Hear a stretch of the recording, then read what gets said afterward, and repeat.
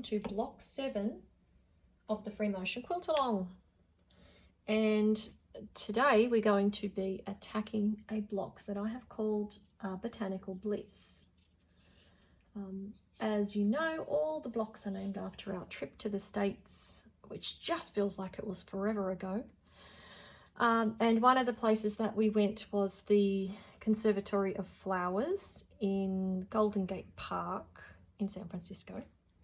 I guess if you come traveling with me, be prepared to go to gardens and art galleries, museums and some such, because I like to look at things.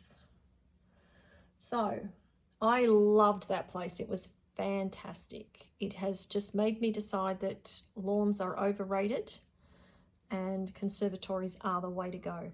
They had a really great range of carnivorous plants, which I find quite fascinating. Lots of pitcher plants and all that sort of stuff. But it was just a really beautiful and peaceful place. And to my recollection, on certain days of the year, it's actually, or of the week even, it's actually free to go in. So if you're ever around there and looking for a little bit of serenity, it's definitely a lovely place to hang out.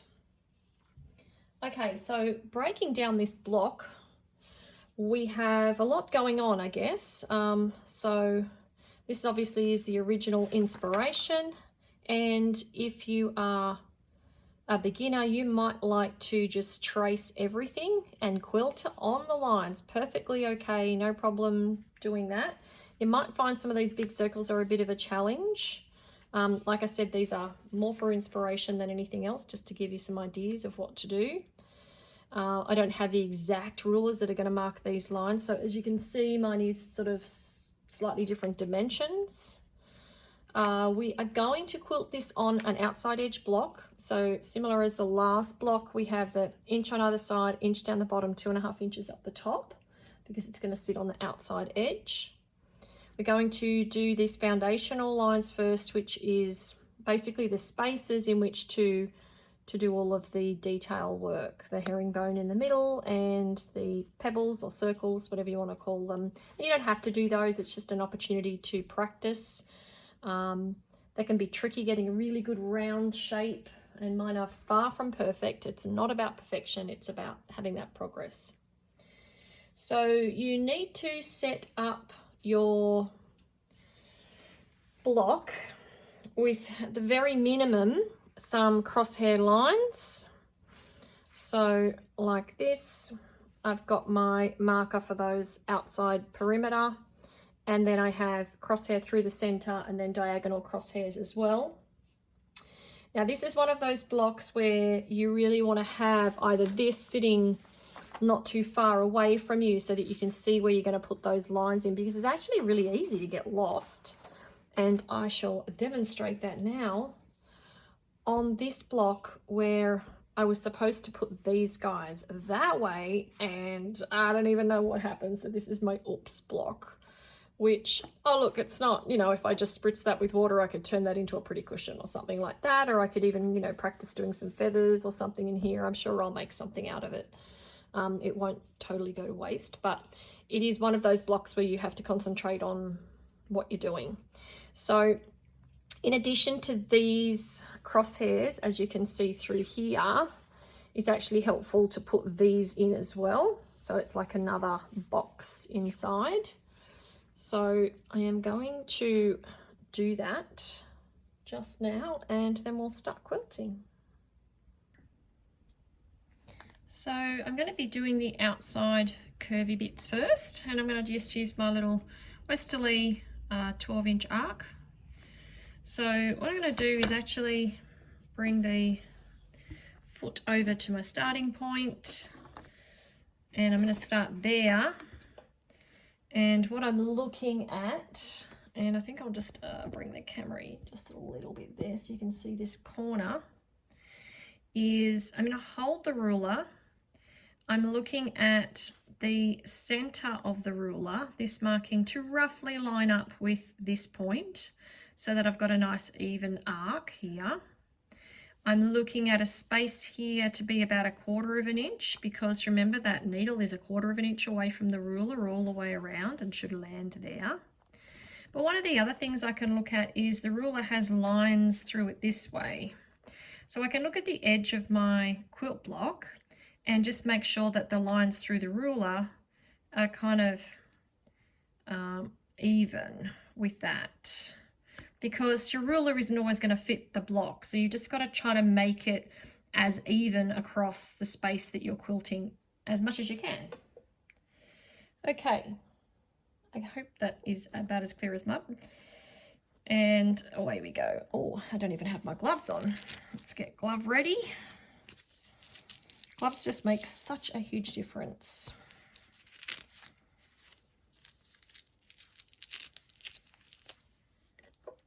Both for moving the fabric and actually holding the ruler as well.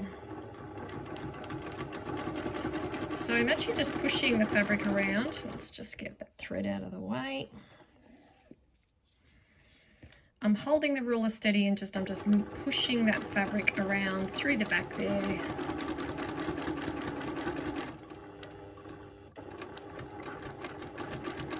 Nice and slowly.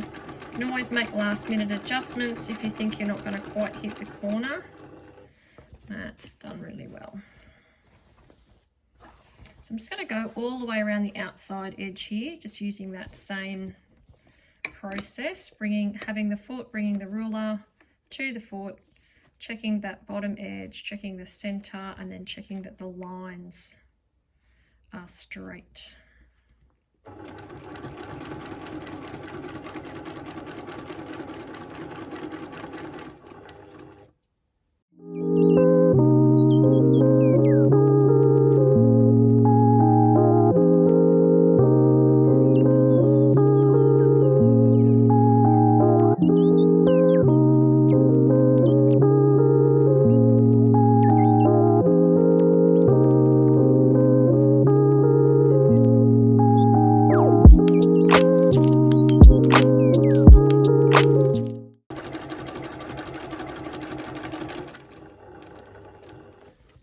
There we are back at the beginning, and we've done all of those outside foundations. So now we're going to come through and we're going to make this space here for our circles or our pebbles.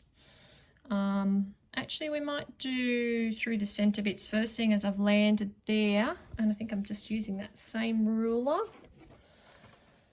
Yep, I sure am. So instead of actually doing that, I retract that sentence. Let's instead go through here and back again in one go. Well, a few goes. So same thing, 1/4 of an inch away from here.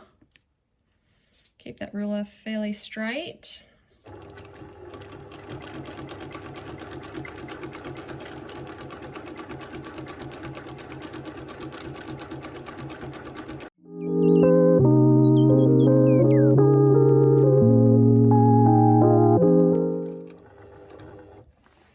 We can, in fact, from there come out and back in, do that side. So let's do that, make the whole thing continuous. You know, when you're quilting, you try to figure out ways to not have to bring the needle up and down, thread up and down, I should say, and do things as continuously as possible.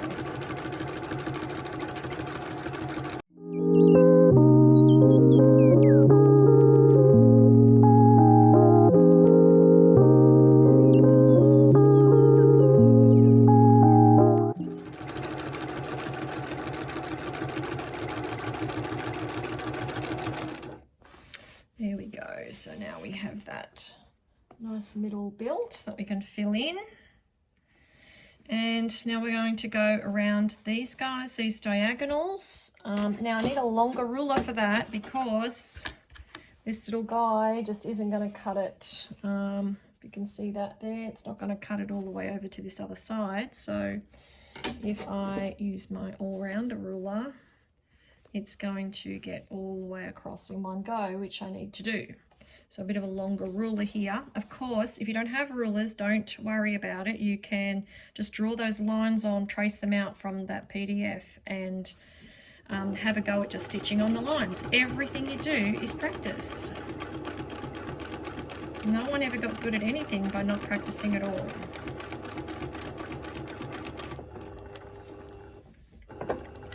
thing about these sorts of rulers, if you need to stop and start, you can. There's no little divots when you take off again.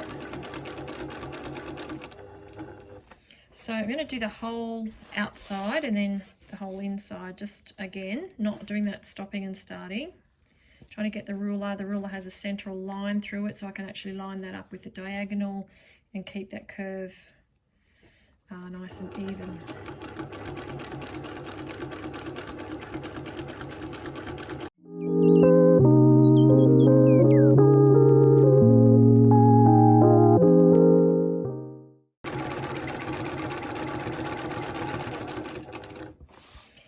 Okay, so that's the outside bit done. I'm just going to come in, just turn block around, come in and do the other side of those.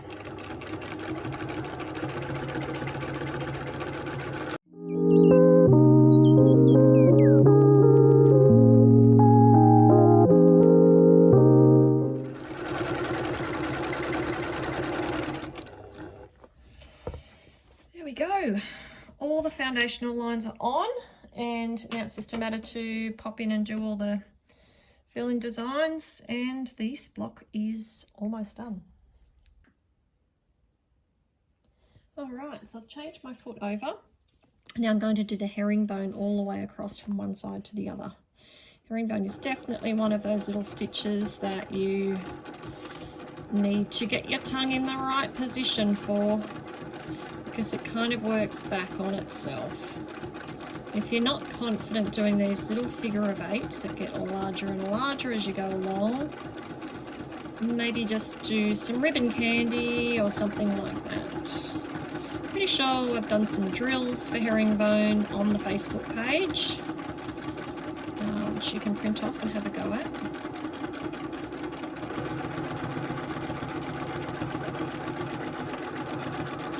It's not a design where you're going to actually move your hands all that much. It's more of a backwards forwards motion, almost rocking.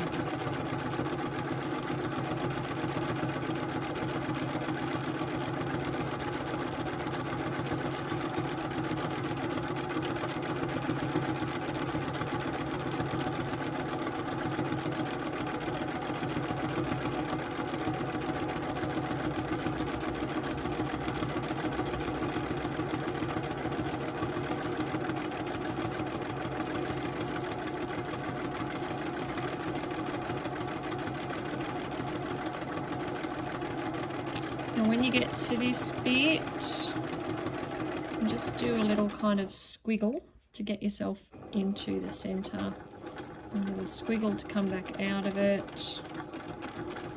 Don't stress too much about doing tiny herringbone.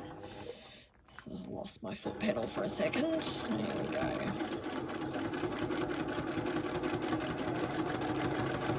And as you can hear, my machine sort of needs to speed up as I'm doing a larger area, or across a larger area, I should say,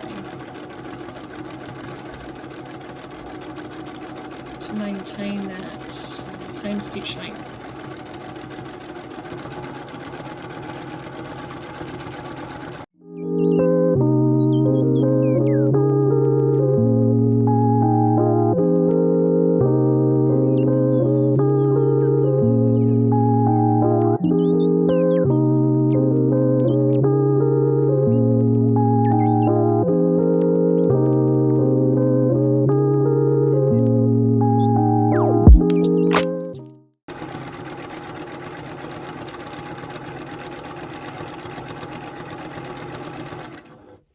Here we go, all done.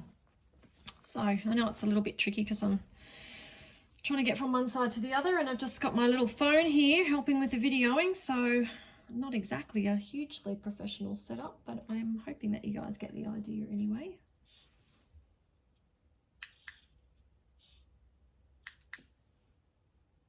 All right, now for those pebbles, those circles. So we're going to go around each one.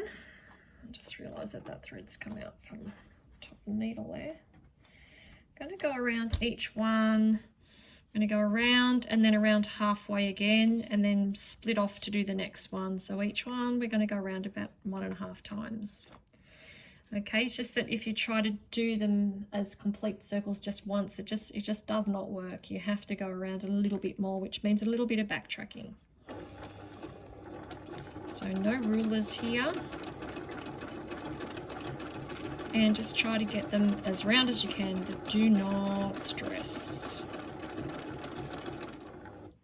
Stop whenever you need to, readjust hands. You're basically aiming for these outside edges as close to them as you can get, but don't stress.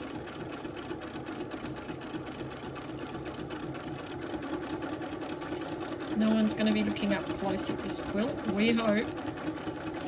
No, I just mean to say it's a practice quilt, okay.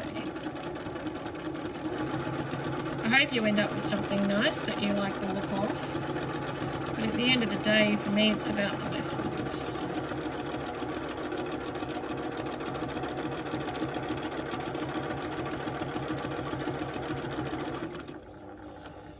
Now I am aware of this just jumping around a little bit, this little camera, so I'm going to try to tighten everything up so it doesn't move.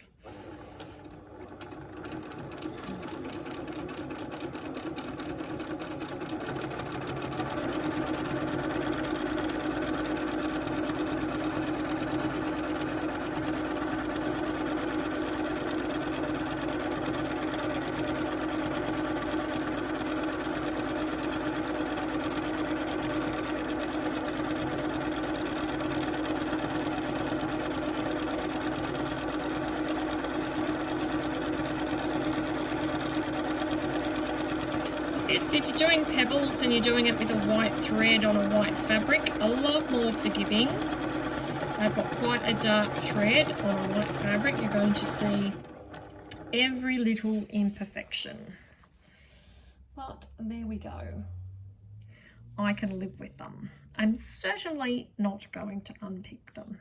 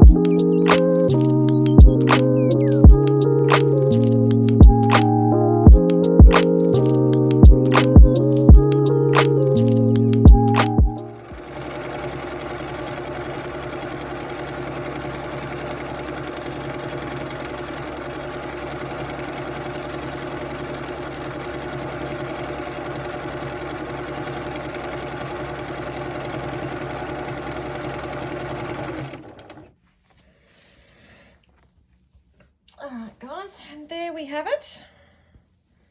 All our pebbles are finished, our block is finished for that matter, and I just need to go and give it a bit of a spritz, get rid of all the blue lines, and I think there are actually 4 of those blocks. There are 4 of those blocks in the quilt, so you will have absolutely plenty of practice with those pebbles and herringbone, and you'll be a total expert at it by the time you're finished.